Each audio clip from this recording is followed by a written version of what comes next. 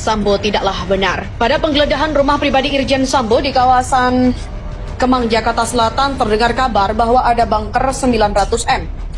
Diketahui Verdi Sambo memiliki banyak rumah di Jakarta. Penggeledahan itu dilakukan setelah Verdi Sambo ditetapkan sebagai tersangka. Tim SUS yang dibantu oleh pasukan BRIMOB mendatangi rumah pribadi Irjen Sambo pada 9 Agustus lalu. Ketika penggeledahan, istri Verdi Sambo, Putri Chandrawati, yang baru saja ditetapkan sebagai tersangka, hanya menangis di dalam kamar. Namun secara mendadak mencuat kabar bunker 900M dan isu konsorsium 303 judi online yang dibackingi Irjen Sambo. Bahkan secara mendadak bagian konsorsium 303 beredar di media sosial dengan mencatut nama-nama pejabat polisi dan nama bandar judi online. Komisioner Kompolnas Albertus Wahyu Rudanto menyebutkan, memang ada temuan uang di rumah Verdi Sambo. Uang yang ditemukan juga berjumlah besar, namun berapa jumlahnya tak bisa dikonfirmasi. Meski dia tak membantah sekali lagi jika polisi telah menemukan hal itu. Informasi yang mana yang valid tetapi yang jelas bahwa ada uang di lokasi itu perlu ditelusuri lebih lanjut. Berdasarkan pantauan Kompas TV, rumah pribadi Irjen Sambo sudah tampak sepi. Cuma ada 2 mobil dan 2 motor di garasi bagian luar. Garasi bagian dalam tertutup jadi tidak tampak, sementara dari luar tampak rumah memang masih berpenghuni. Ketika mencoba membunyikan bel beberapa kali, tidak ada penghuni yang keluar rumah, di mana rumah ini adalah satu dari 3 rumah Sambo selain di Duren 3 dan Jalan Saguling yang digeledah Mabes Polri pada 9 Agustus lalu. Semuanya juga dijaga pasukan Brigade Mobil atau BRIMOB saat pemeriksaan, entah mengapa. Menanggapi hal itu, Kadif Humas Polri Irjen Deni Prasetyo mengaku belum mengetahui informasi yang beredar itu. Namun pihak kepolisian dipastikan akan menindak tegas seluruh aktivitas perjudian. Di sisi lain, Dedi kembali memastikan pihaknya tidak akan pandang bulu untuk menindak aktivitas perjudian di Indonesia. Sebelumnya, Kapolri Jenderal Listio Sigit Prabowo meminta jajarannya untuk menindak tegas para pelaku penjudian baik langsung maupun via online. Hal itu dikatakan saat memberikan pengarahan melalui virtual kepada jajarannya di seluruh Indonesia pada Kamis. Mantan Kabaris Krim Polri ini juga menyebut tidak akan segan-segan mencopot anggotanya yang tidak becus memberantas kegiatan itu.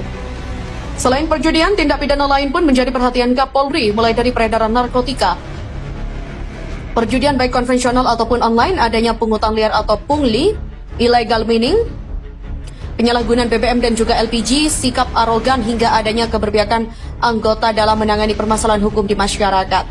Sigit menyebut meminta kepada seluruh jajarannya untuk menghindari potensi terjadinya pelanggaran-pelanggaran yang dapat mencoreng nama baik Korps Bayangkara. Hal ini untuk mengembalikan tingkat kepercayaan publik untuk menjaga marwah Polri di mata masyarakat. Sekali lagi, dia bertanya kepada rekan-rekannya yang tidak sanggup, angkat tangan. Jika tidak ada, berarti kalian semuanya sanggup untuk mengembalikan kepercayaan masyarakat kepada institusi Polri. Untuk informasi, kasus pembunuhan Brigadir J yang akhirnya menyeret mantan Kadif Propam Polri Irjen Verdi Sambo memunculkan beragam rumor, termasuk masalah konsorsium 303 atau judi. Adapun konsorsium 303 merujuk pada pasal 303 KUHP menyangkut perjudian. Mantan Kabais TNI beri peringatan keras ke Mahfud MD soal kaki tangan Sambo. Kaisar itu bisa hipnotis orang lewat bim salabim abrakadabra. Mantan Kabais TNI Soleman Beponto memberikan peringatan keras kepada Menko Polhukam Mahfud MD. Hal itu terkait dengan kaki tangan Irjen Verdi Sambo di tubuh Polri. Ia mengatakan para pengikut Verdi Sambo yang ikut memuluskan skenario pembunuhan Brigadir J mesti dihukum berat. Mereka yang merusak tempat kejadian perkara, merusak barang bukti, serta menghalang-halangi penyidikan tak bisa saja disanksi etik. Mereka, kata dia, seharusnya ikut dipidana. Mana ada orang dihukum karena kode etik. Orang dihukum ya karena disiplin kode etik terpenuhi. Yang dipidana terpenuhi malah kode etik aja lah, kan sudah terpenuhi. Kalau di militer tidak begitu. Begitu itu terjadi, semua yang terpenuhi unsur pidana udah masukkan semua dulu, periksa pidana semua. Kalau nanti hukumannya ringan, nah itu nanti baru dimasukkan ke disiplin, kata Soleman Beponto. Mabes Polri dalam mengusut kasus pembunuhan Brigadir J juga telah memeriksa 83 orang yang diduga tak profesional dalam melakukan penyidikan kasus pembunuhan Brigadir J. Dari jumlah tersebut, 35 direkomendasikan untuk ditempatkan di tempat khusus, kemudian 6 diantaranya diduga melakukan tindak pidana obstruction of justice. Ia juga mengingatkan kepada Mahfud MD untuk berhati-hati dengan kelompok ini. Dia meminta Menko Polhukam Mahfud MD untuk memasukkan seluruh pihak yang terpenuhi unsur pidana agar diperiksa semua dan nantinya jika memang terbukti melakukan pelanggaran dengan hukum ringan baru bisa diturunkan ke dalam disiplin. Jangan sampai itu adalah pengaruh dari kekuatan mafia Sambo itu tadi, kekuatan Kaisar itu kan kemana-mana, bisa mempengaruhi orang-orang itu berpikir.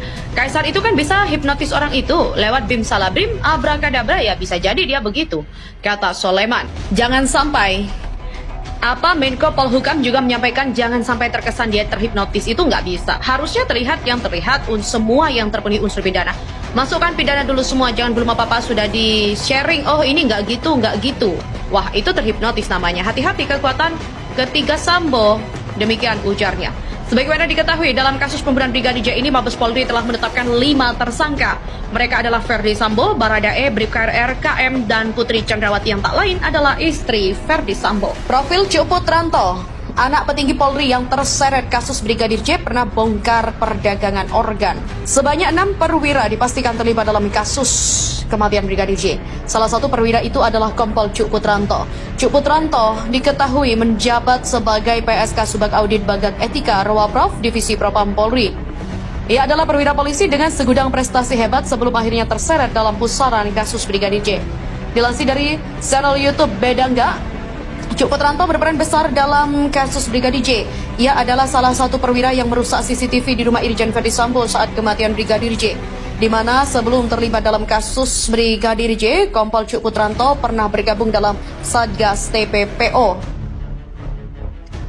Tim ini dibentuk untuk membongkar perdagangan organ manusia. Selain itu, Cuk Putranto juga pernah menjabat sebagai Kasat Reskrim Polres Belitung Timur.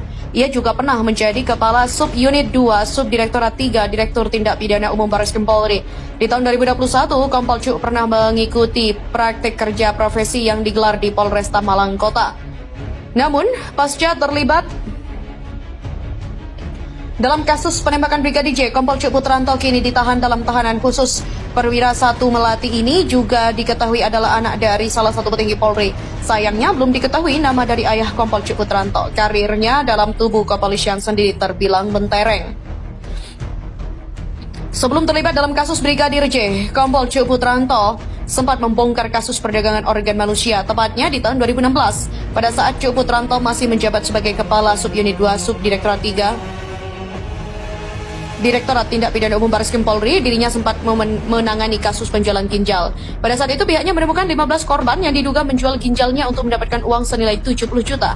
Barreskrim Polri juga menggandeng LPSK dalam aksinya itu. Sebanyak 3 pelaku penjualan ginjal ditangkap dalam kasus ini. Kepada Subdirektorat 3 Direktorat Tindak Pidana Umum Barreskrim Polri, Kombes Umar Suryavana mengatakan, ketiga tersangka menjanjikan 225 juta kepada para pendonor ginjal dengan 10 juta hingga 25 juta dibayar di muka. Ketiga pelaku dijerat dengan pasal 2 ayat 2 Undang-Undang RI nomor 21 tahun 2007 tentang pemberantasan tindak pidana perdagangan orang. Pasca terlibat dalam kasus Brigadir J, foto dari Cuk Putranto yang ada di medsos pun sepertinya langsung dibersihkan.